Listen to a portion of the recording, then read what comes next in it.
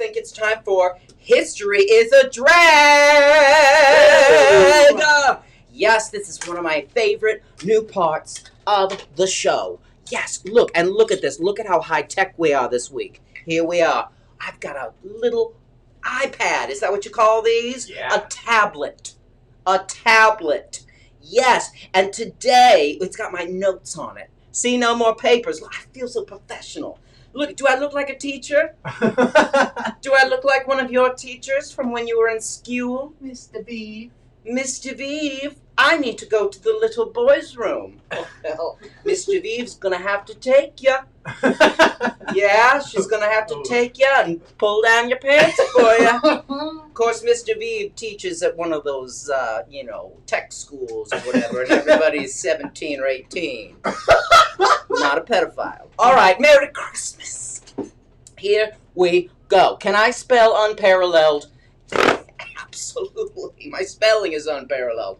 All right, so here's what we're going to do, kids. Today, we are going to talk... Oh, where is my document? There it is. Look at that. Professional. We're going to talk about Santa Claus. There he is. Yeah, old Saint Nick. See him? One of our favorites. All right? Yeah, now we're going to talk about how he came to be the Santa that we recognize here with the beard and the red coat and the gifts. All right, you ready? This is so exciting. Okay, now in the early 4th century, you ready? In the 300s, all right? This is a long time ago. This guy was named Nicholas, and he lived in modern-day Turkey, but back then it was called Myra, or Myra? Who knows? Let's say Myra. Ah, look at him. Terrible photograph. Did not photograph well. All right, but Nicholas, he became a bishop. All right, he liked religion. He was a Christian before it was cool. So he became a bishop, and then he inherited all of his parents' money, and he gave it to the poor. Oh, then there were some legends, and two legends about him that solidified his place in the church history. One, he came upon a man who had 3 daughters and no money. Oh my God, they were so poor. Unbelievable. And what did Nicholas do? He threw money through the window. Yeah, right in the middle of the night. Hit the dad right in the head. But the girls had money now, and they didn't have to become hookers. It's true. They would have had to be prostitutes. But because of Saint Nick, they didn't. And then this other legend, here it comes. You ready? He came upon this man who had killed 3 boys and pickled them. Yeah, pickled them, put them in his Frigidaire. And St. Nicholas came and he revived them. He brought them back to life. Isn't that crazy? So that's how he became a patron saint of prostitutes and of children. Isn't that terrific? So St. Nicholas, he was then celebrated by folks in the church, right?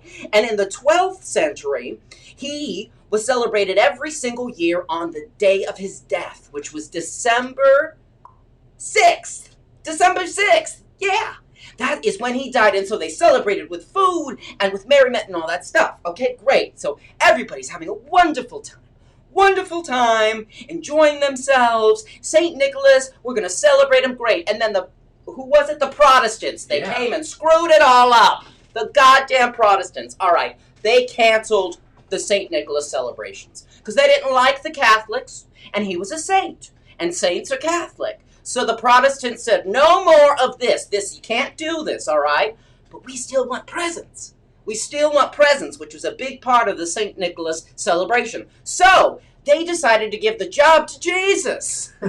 That's right. Literally, they gave it to Christ Child or Chris Kindle. Does that sound familiar? Chris Kindle? They gave him the job of delivering presents. That's a horse that flies through the sky, okay?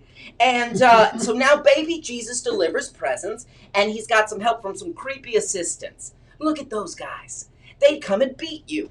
If you were a bad kid, Jesus would give you a present, and they'd beat you. All right, that's what the Protestants decided. Well, Christmas fell out of fashion in Europe. Totally out of fashion.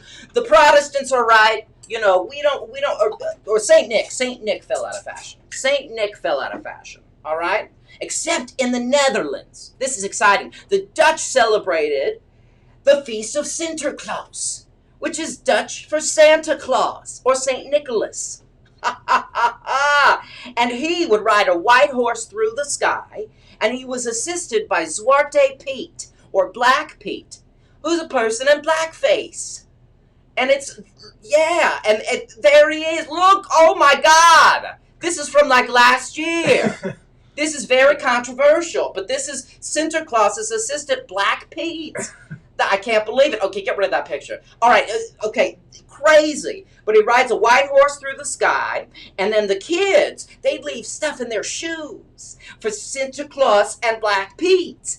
And then Santa and Black Pete would leave them gifts or switches if they were bad. God, people, I'm telling you, St. Nicholas loved to punish children. All right? Now, New Amsterdam, all right, the Dutch immigrated to America. They came on over to America. Look, that's New York. That's where they went to. New York City, all right? And they brought their Santa Claus tradition. And then in 1809, Washington Irving wrote Knickerbocker's History of New York. There it is. And this promoted St. Nicholas as this flying gift bringer. Isn't that fabulous? So it kind of crept into America at that point. Okay, then in 1810, during a celebration of St. Nicholas, Alexander Anderson presents one of the first images of St. Nicholas. Look at him. Look, so he looks like old man. An old man, old Father Time. All right, that's one of the first images that we got of him. Oh, fabulous. Then just 1 year later, no. That was 1810, all right? Then in 1821, an illustrated poem called Old Santa Claus with Much Delight is published. Look, there he is. And he's drawn again. And this is the first time we see sort of a semblance of the modern day Santa. You see him? You kind of see it starting to come about with the beard and the red outfits? Yeah. Okay, then, let's see. Then 2 years later, a man named Clement Clark Moore wrote a book called, or a poem really, called A Visit from St. Nicholas, and we know that as 'Twas the Night Before Christmas. Wonderful. All right, so he wrote that poem, and he described him as chubby and plump and a jolly old elf, and it stuck. Look, there's a picture.